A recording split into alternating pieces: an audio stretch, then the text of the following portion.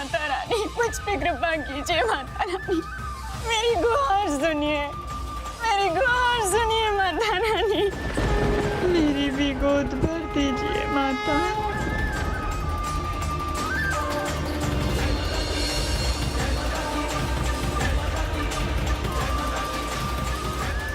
सुलोचना कहाँ है? आई तो अवश्य होगी, किंतु दिखाई क्यों नहीं दे रही है?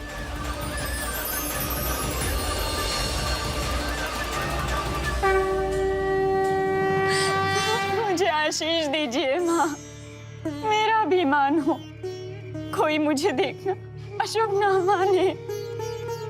कृपा कीजिए माँ, कृपा कीजिए, मुझ पे कृपा कीजिए माता, मुझ पे कृपा कीजिए, मुझ पे कृपा कीजिए।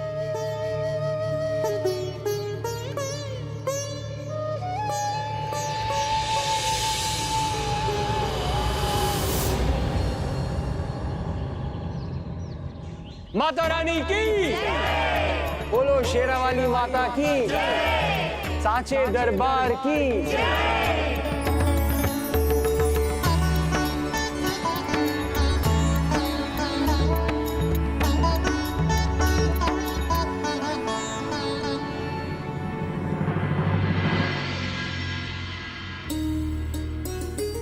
आहा हा हा हा, आनंद ही आनंद आ गया नयन सुख जी। धन्यवाद धन्यवाद सेठ जी। अब आगे से श्रीधर जी से ही पाठ करवाइएगा, कितना मधुर स्वर है इनका।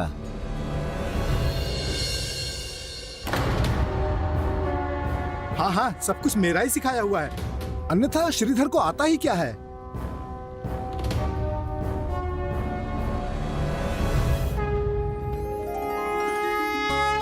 ये लीजिए पंडित जी, आप ही अपने शुभ हाथों से प्रसाद बांट दीजिए।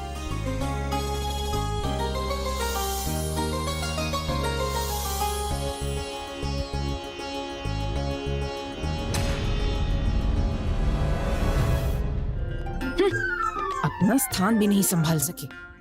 पिताजी घर चलिए, माँ आपको सिखाएगी और मैं आनंद लूंगा। भाग्यवान, प्रसाद तो ग्रहण करो। तू भी ले बेटा। बापू हम तो प्रसाद ले लिए, लेकिन प्रसाद आपको भी घर पे मिलेगा, वो भी विशेष प्रसाद।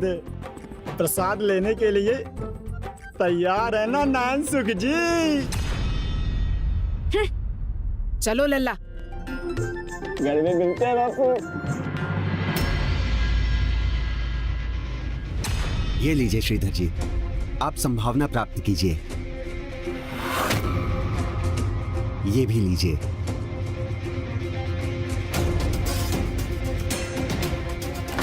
वरिष्ठ पंडित मैं हूं और संभावना इसे मिल रही है।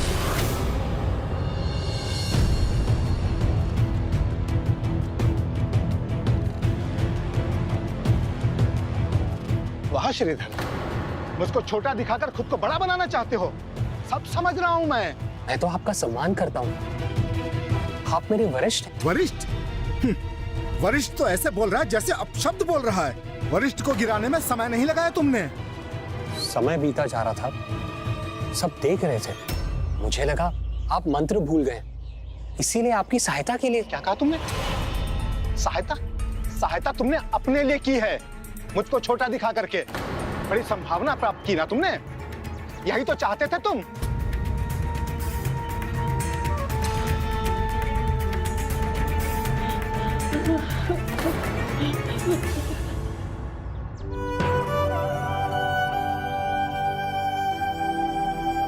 जय माता की।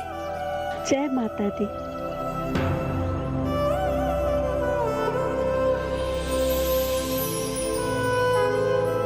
जय माता की। जय माता दी। देखो, अब ये संभावना बांट करके मुझे नीचा दिखाना चाहते हो। नयन सुख जी, इसमें क्या है? श्रीधर तो ऐसा प्रतिदिन करता है, एक दिन का भोजन रखता है अपने लिए और भाभी सुलोचना के लिए, बाकी सब बांट देता है। इसमें कोई महान बात नहीं है, माता रानी की कृपा से मिली दान दक्षिणा मैं उन्हीं के भक्तों को दे देता हूँ। हाँ हाँ, तुम तो बांट सकते हो, क्योंकि बचाने का कोई लाभ भी तो होना चाहिए। अरे बचाना तो उनको पड़ता है जिनकी कोई संतान होती है, भरा पूरा परिवार होता है। तुम्हारे तो ना कोई आगे है और ना कोई पीछे, तुम तो कुछ भी कर सकते हो।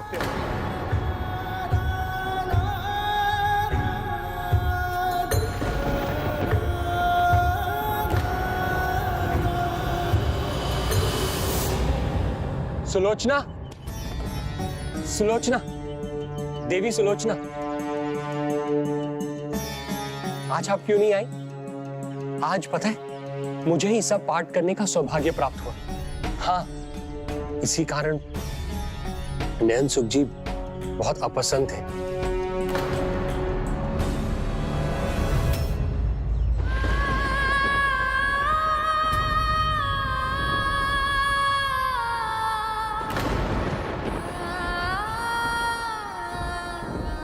आप रो रही थी? सब कुशल तो है? सुलोचना आ धमकेगी, उसकी कोई संतान भी नहीं है तो शुभ कार्य में मैं उसके साथ क्यों जाऊं? जब भी उसका मुंह देख लेती हूँ तो कोई कार्य सफल ही नहीं होता। जिसे संतान का सुख प्राप्त नहीं, वो शुभ कार्यों में भला कैसे भाग ले सकती है?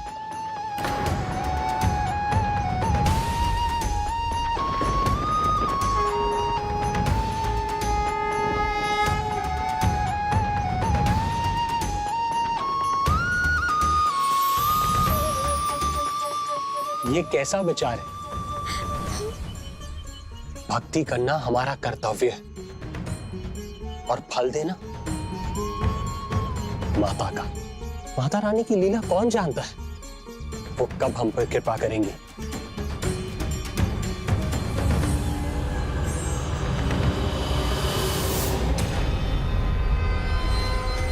संभावना नहीं तो भोजन भी नहीं। आज रात्रि आप भूखे ही सोएंगे। भूखे पेट निद्रा भी कैसे आएगी मुझे?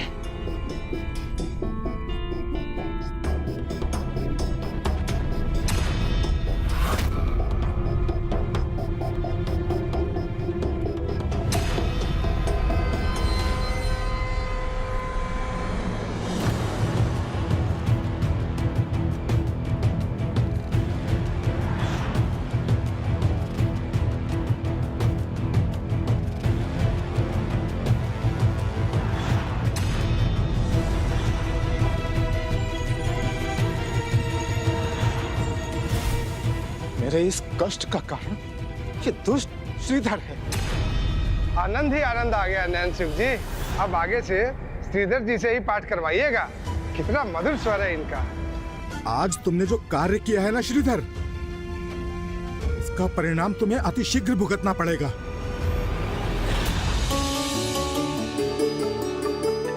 माता के दरबार में देर हो सकती है, अंधेर नहीं।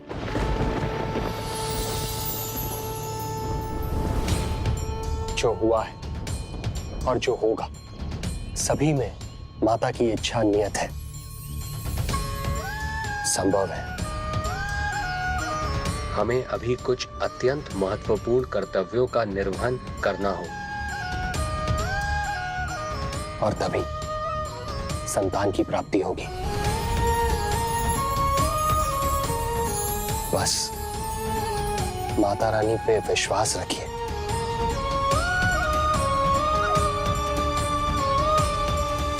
माता, भक्त श्रीधर को आप पर अटूट श्रद्धा है और उसके साथ वो अपनी पत्नी के विश्वास को भी खंडित नहीं होने देगा। माता, महान है उन दोनों की भक्ति और उनका विश्वास, और इसी विश्वास के कारण वो मेरे प्रथम चमत्कार का अनुभव करने वाला है। किंतु गणेश जी, अब क्या होने वाला था भक्त श्रीधर के साथ? एक बहुत बड़ा चमत्कार। कैसा चमत्कार प्रभु? माता, क्या आप भक्त श्रीधर को अपने दर्शन का सौभाग्य देने जा रही हैं?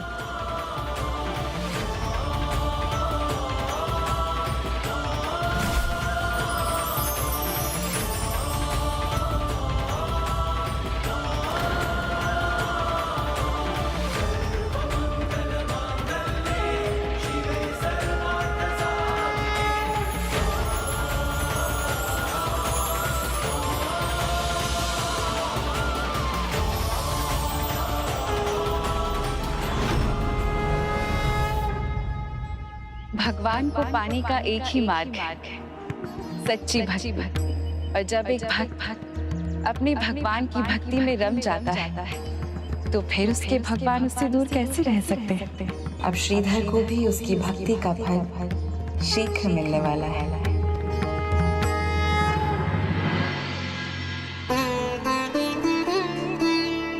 प्रणाम माता रानी।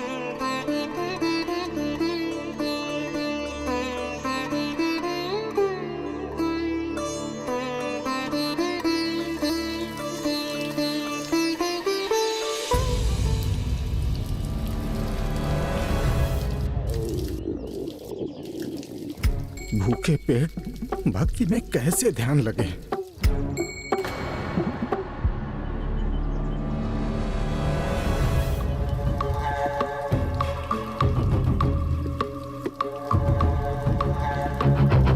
ओम सूर्याय नमः, ओम सूर्याय नमः, ओम सूर्याय नैन सुख के नैन चल रहे हैं तुम्हें देखकर श्रीधर।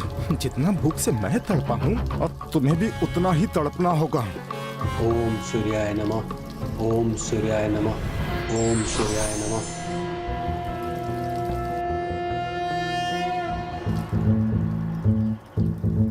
सूर्यदेव उधर हैं तो नयन सुख जल किसे अर्पित कर रहे हैं? नयन भटक रहे हैं नयन सुख जी। दिशा गलत है तो दशा भी गलत ही रहेगी आपकी। चलो मैं ही इस जल बहाव का लाभ उठा लूं।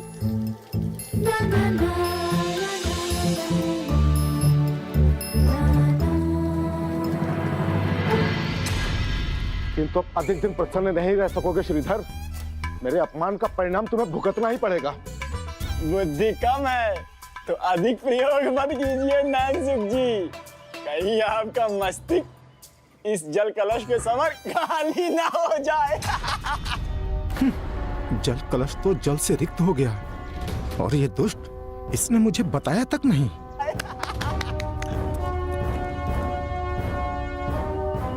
शत्रु घेरा डाल करके बैठे हैं मुझ पर। एक वो घर के बाहर और एक ये दुष्ट घर के भीतर।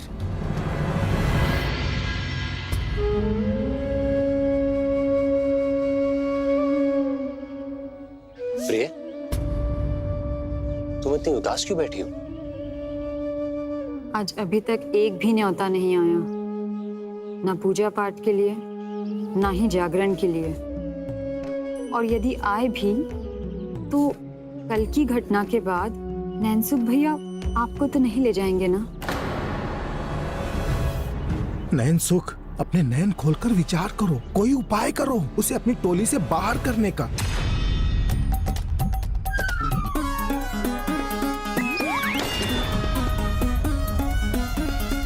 हाँ, बाहर ही जाइए आप भोजन करने, क्योंकि आपको इस घर में तो भोजन मिलने से रहा। आपसे अच्छा तो उस निसंतान सुलोचना का पति श्रीधर है। आप भोजन तभी पाएंगे जब अपने पाठ में सुधार करेंगे।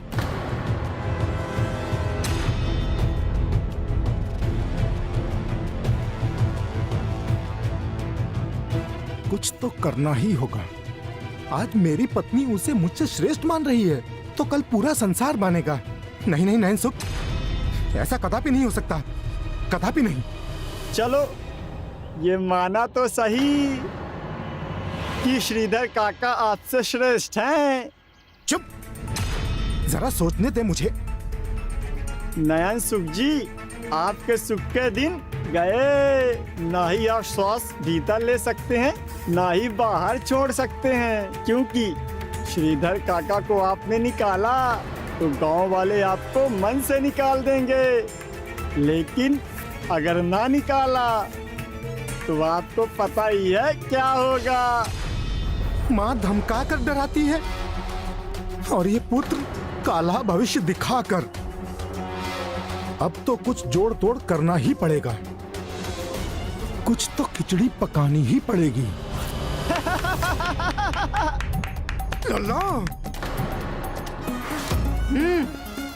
भोला भैया आए हैं, बाहर आपकी प्रतीक्षा कर रहे हैं। अच्छा है ना भाग्यवान, किसी की पूजा पाठ का न्योता आया होगा ना। कुछ भी हो जाए श्रीधर को साथ नहीं ले जाऊंगा।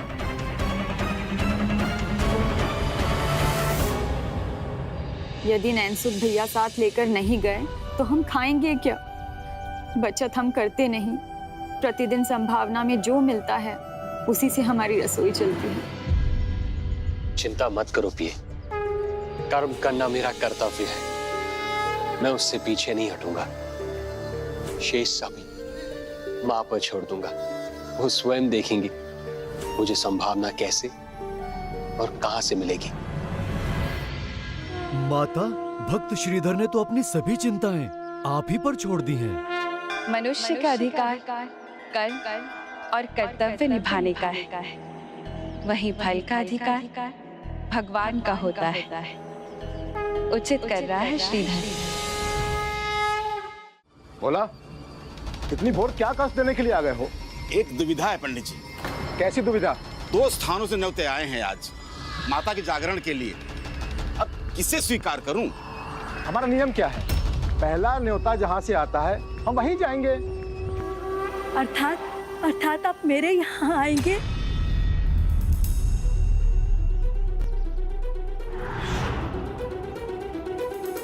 जो स्वयं दूसरों के दान पर पलती है वो भला क्या संभावना देगी? इसके यहाँ गए तो खाली हाथ ही लौटना होगा।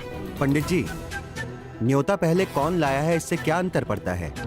अंतर तो इस बात से पड़ता है कि न्योता लाया कौन है। क्यों पंडित जी, आप तो समझदार हैं और ज्ञानी भी।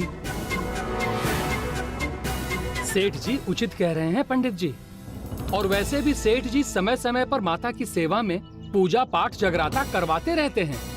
आप विचार कर लीजिए, अवसर है, बहुत बड़ा अवसर है माता की सेवा का। हाँ, मेरे यहाँ आएंगे तो सब पाएंगे, सेवा कर उचित मेवा पाएंगे, धन धान्य फल आदि सब मिलेगा आपको। आपकी पूजा को देख मेरे मन में भी माता का जगराता कराने की इच्छा उत्पन्न हुई।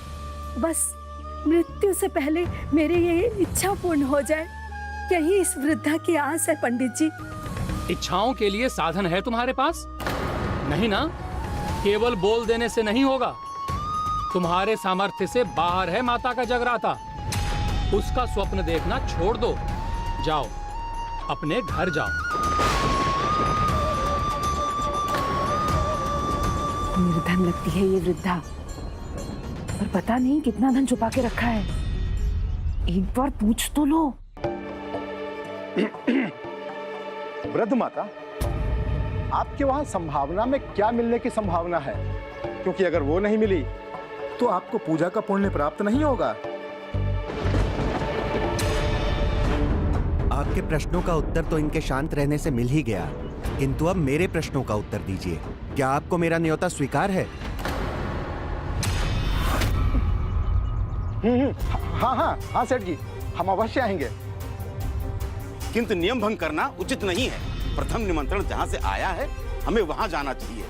जगराता का अधिकार वृद्ध माता को है, हमें इनकी अंतिम इच्छा पूरी करनी चाहिए। मैं आपसे गुहार लगाती हूँ, मेरे घर में माता का जगराता करा के मेरी ये इच्छा पूर्ण कीजिए पंडित जी। नैनसुख जी, आपको वृद्ध माता का न्योता स्वीकार करना चाहिए। बहुत उदार बनने का दिखावा कर रहे हो ना तुम? अब देखो कैसे मैं तुम्हें तुम्हारे इस उदारता के जाल में उलझाता हूं।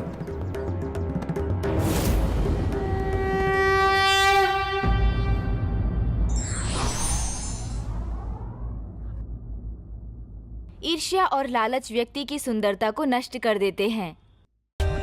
For more updates, subscribe to our channel, click the show links and enjoy watching the videos.